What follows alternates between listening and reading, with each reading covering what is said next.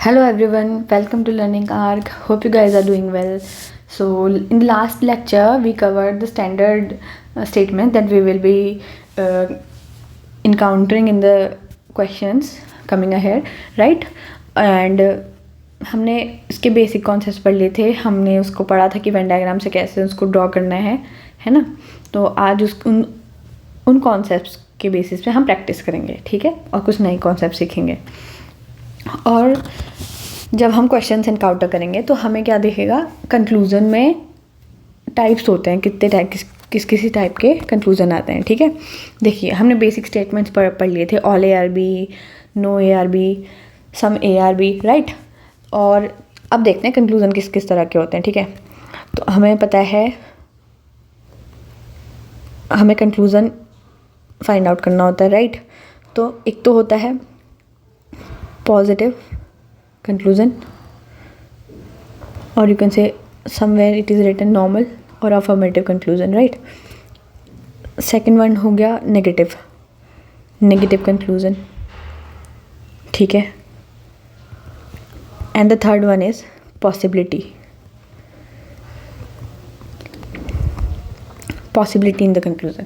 ये 3 तरह के conclusion है. इसके बेसिस पे हमें क्वेश्चन सॉल्व करने हैं, ठीक है. तो ये चीज़ में हम आगे पढ़ेंगे. और एक बार रिवाइज कर लेते हैं हमने जो पढ़ा था. ऑल ARB कैसे बनाते हैं, ऑल ARB. ये इसका मिनिमम ओवरलैप डायग्राम भी कह लो, चाहे वेन डायग्राम से हम इसको बना रहे हैं ये बोल लो. यही है, जब भी क्वेश्चन में इस तरह की स्टेटमेंट आएगी, you will have to draw this minimum overlap diagram. Okay, some ARB ये कैसे बनाएंगे, some ARB. Okay guys. And no ARB कैसे ड्रॉ होगा,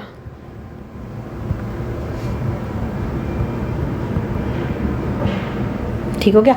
तो ये है, ये इसका बेसिक कॉन्सेप्ट था. ये हमने लास्ट उसमें पढ़ लिया था, ठीक है. जहाँ पे भी इस तरह के स्टेटमेंट्स एनकाउंटर करोगे तो यही मिनिमम ओवरलैप डायग्राम होते हैं, यही हमने ड्रॉ करना है. हमें कोशिश करनी है कि मिनिमम से मिनिमम ओवरलैपिंग के डायग्राम हम ड्रॉ कर लें, ठीक है. और आज के हम लेक्चर में कवर करेंगे पॉजिटिव कंक्लूज़न. ओके, हम पॉजिटिव कंक्लूजन से कैसे डील करेंगे. Okay, so let's start with the first example. क्या गिवन है हमारे पास, statements are given, find out which logic and conclusion can be drawn out as per statement. हमें कुछ स्टेटमेंट्स दी है और कुछ कंक्लूजन दिए हैं. हमें ये देखना है कि कौन सा कंक्लूजन फॉलो करता है. ओके, सबसे पहले गिवन है ऑल वॉल्स आर क्लॉक. सभी के सभी वॉल्स क्या हैं, क्लॉक हैं. All walls are clock. And the next statement is some fans are walls. ठीक है, ऑल वॉल्स आर क्लॉक मैं कुछ इस तरह से ड्रॉ कर रही हूँ. This is my wall, this is my clock. Okay guys, wait let me draw it a little bigger.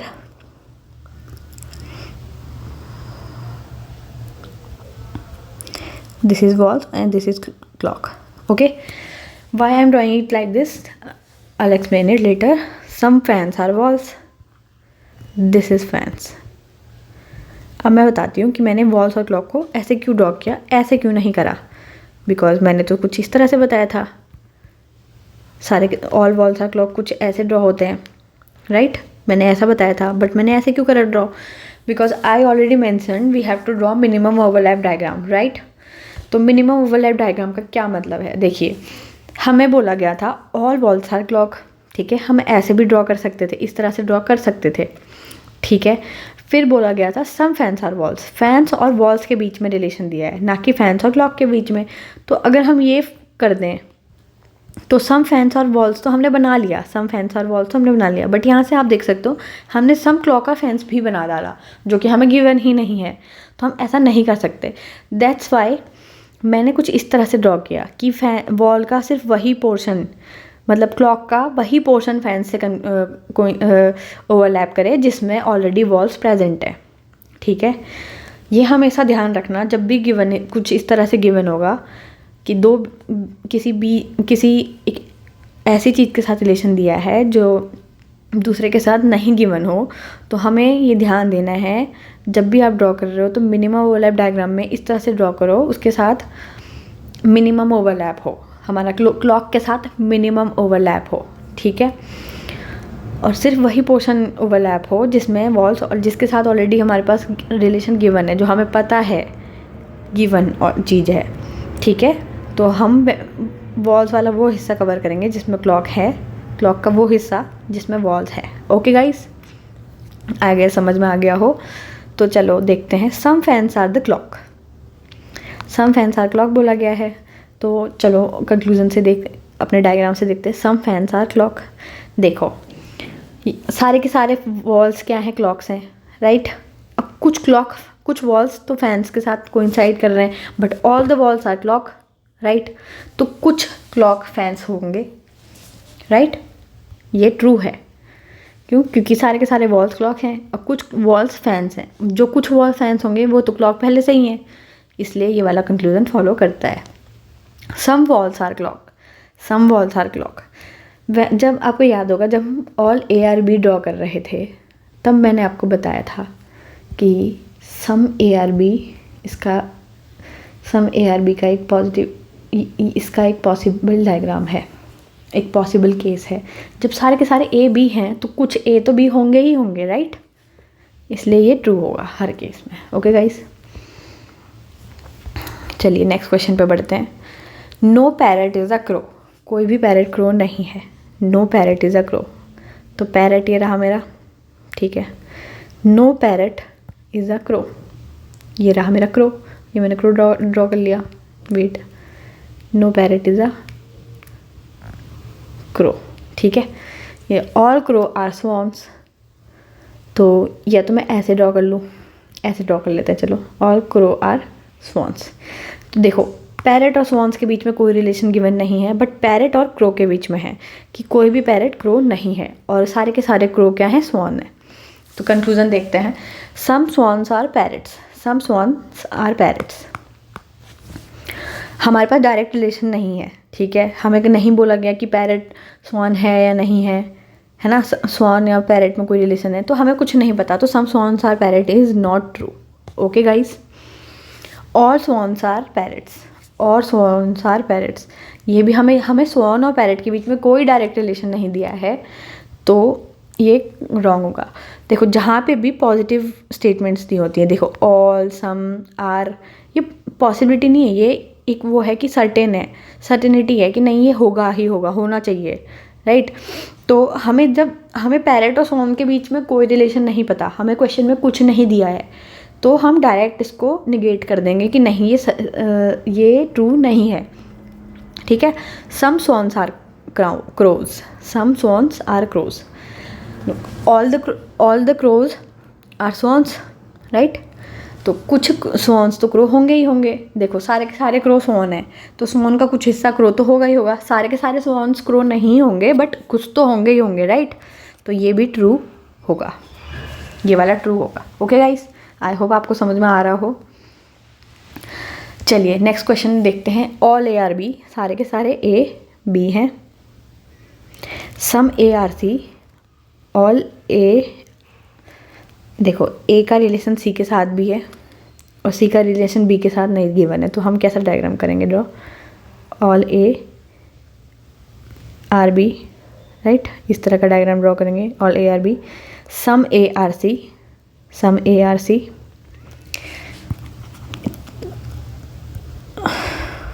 wait guys, all ARB, some ARC, okay, some ARC, all CRD, so it will again be drawn like this because there is no direct relationship between D and A, so we have to ensure that only that part of C is overlapped with A which is in which A and C are directly related, and the only part that is coinciding with C of D, right. And all ERD, all the ERD, wait, how to draw, give me a second. All, wait, we can see, draw it like this. All ERD, all the ER contained inside D. Let me draw it again, wait a minute. All CRD,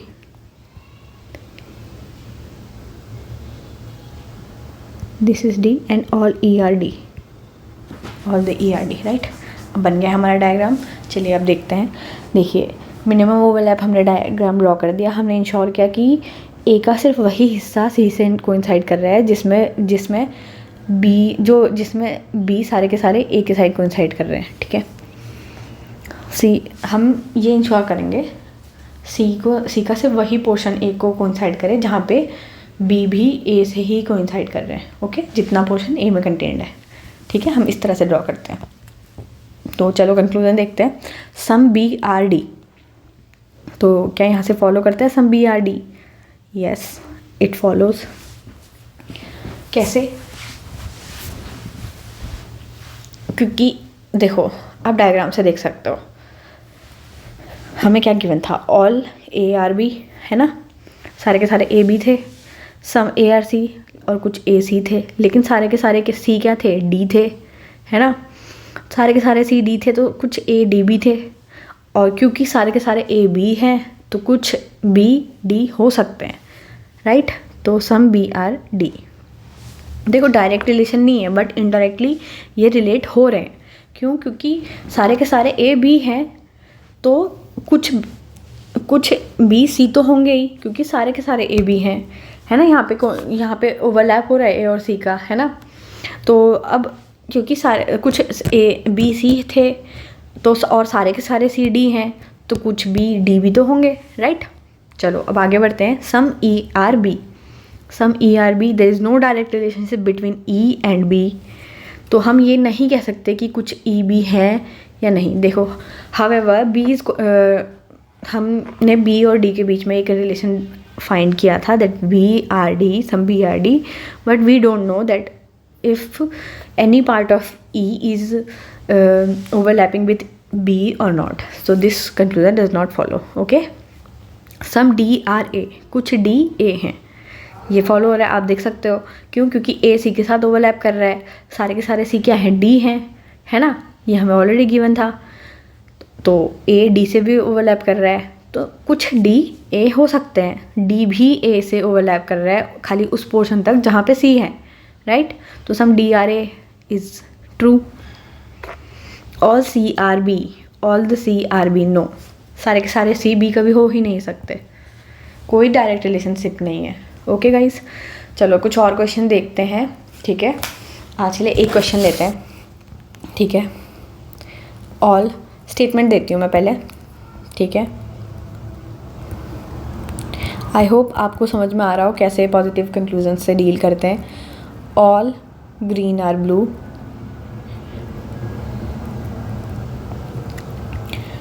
All blue are white.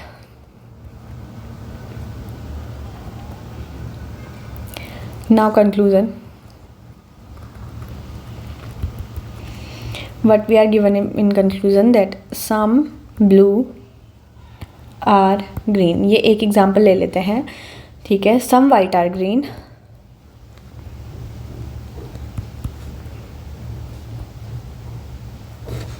All white are blue, ठीक है। चलो ये draw करते हैं, ठीक है। All green are blue दिया हुआ है, सारे के सारे ग्रीन क्या है, ब्लू है। All the green are blue, all blue are white. देखो ग्रीन के साथ वाइट का कोई रिलेशनशिप नहीं था, इसलिए हमने इस तरह का डायग्राम वहाँ पे ड्रॉ नहीं करा है, ठीक है। अब रिलेशन है सीधा ब्लू के साथ। All blue are white, all the blue are white. There is no any relationship between green and white, so we are not drawing it like this one down there, okay. All, wait a minute, all the blue are white, it is saying all the blue are white, like this it will be drawn like this, okay. All the green are blue, all the blue are white. Some blue are green, it is saying that some blue are green. Yes, सारे के सारे नहीं but कुछ blue green हो सकते हैं, right. तो ये फॉलो करता है। Some white are green, some white are green, देखो सारे के सारे ग्रीन ब्लू हैं और सारे के सारे ब्लू वाइट हैं, तो कुछ वाइट ग्रीन तो हो सकते हैं, राइट। सारे के सारे नहीं होंगे बट कुछ तो हो ही सकते हैं, ये भी फॉलो करते हैं। All white are blue, all the white are blue, no it is not true. देखो ऑल ए आर बी में मैंने एक चीज़ बताई थी, ऑल ए आर बी, इसका वाइस वर्सा कभी भी ट्रू नहीं होता, ठीक है। अब in the above question we were given that all blue are white, but here in the conclusion we are given all white are blue, so it is clearly the vice versa of this case, all blue are white, so it won't be true. हम ये ऐसे सीधा देख के बता सकते हैं. But अब एक बार वैसे कॉन्सेप्ट वाइज वैसे जाएँ तो सारे के सारे वाइट ब्लू क्या थे, वाइट थे. वाइट में कुछ एलिमेंट ज़्यादा हैं, दैट इज़ वाई वो बाहर है ब्लू से, है ना. एक या दो एलिमेंट ज़्यादा ही होंगे. अगर मान लो 90% 99% वाइट ब्लू है तो 1% जो है वो तो एक्स्ट्रा है ना वाइट के पास, राइट. तो सारे के सारे वाइट ब्लू कभी भी नहीं हो सकते, तो ये वाला फॉलो नहीं करेगा. ओके गाइस, आई होप आपको ये चीज़ समझ में आ गई हो. ठीक है, अब हम एक केस और लेते हैं. अब क्या होता है, कभी कभार ना सेंटेंसेस में जो हमारे क्वेश्चंस होते हैं उसमें कुछ इस तरह से भी लिखा होता है. देखो मैं एक स्टेटमेंट देती हूँ. स्टेटमेंट, आई नो गाइज हमारा लेक्चर आज का थोड़ा सा लंबा हो गया, but we need to learn these concepts, these are very important to learn to score 2-3 marks, right. Some trains are trucks. कुछ ट्रेन्स क्या हैं, ट्रक्स हैं. All bikes are cars. ठीक है. At least some buses are cars. Now the conclusion. All trucks are cars. First one is all trucks are cars.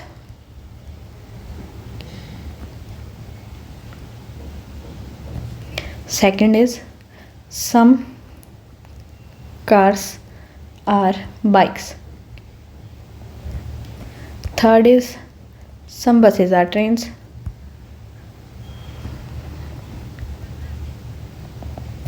Fourth one is some trucks are buses.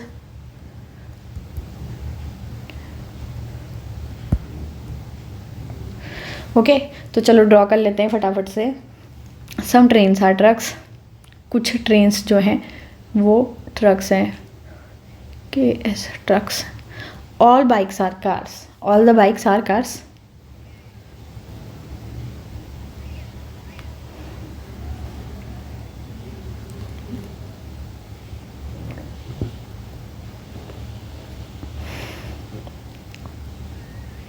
ये cars हो गई. At least ना हमें क्या दिया है, एटलीस्ट दिया है यहाँ पे, है ना. अब क्या होता है, देखो जहाँ पे भी आप एटलीस्ट देखो सीधा एटलीस्ट को काट लो and consider it as some buses are cars. ठीक है, एटलीस्ट से आपको डरना नहीं है, बस एटलीस्ट को ओमिट कर दो. एटलीस्ट एनी कुछ भी इनकाउंटर करो उसको ओमिट कर दो, उसको सम मान लो. सम बसेज आर कार्स. ठीक है, इस तरह से ड्रॉ कर दो. ये हमारा डायग्राम बन गया. All trucks are cars. Trucks और कार के बीच में कोई डायरेक्ट रिलेशनशिप नहीं है, तो ये नहीं फॉलो कर देगा. Some cars are bikes. Some cars are bikes. Yes, it is true. Some buses are trains. Some buses are trains. Trains और बसेस के बीच में कोई डायरेक्ट रिलेशनशिप नहीं है, तो ये फॉलो नहीं करेगा. Some trucks are buses. Some trucks are buses. कोई रिलेशन नहीं है, तो इट विल नॉट फॉलो. तो कौन सा कंक्लूजन फॉलो करेगा, ओनली 2, राइट. आई गेस आपको समझ में आ गया हो. और ये एटलीस्ट वाला केस भी आप आई होप समझ गए होंगे कि एटलीस्ट आई एन या इनको काट के सम मान लो. आई होप गाइज आपको समझ में आ गए हों कॉन्सेप्ट्स, और प्लीज़ को प्रैक्टिस करना. ये बहुत इंपॉर्टेंट कॉन्सेप्ट्स हैं, इससे आपका डेफिनेटली मार्क्स सिक्योर हो जाएंगे. Till then stay tuned and keep practicing and keep supporting us. Thank you guys. In the next lecture we will be discussing about the new and important cases, like only a few either or. Okay guys, till then stay tuned. Bye. Like, share and subscribe.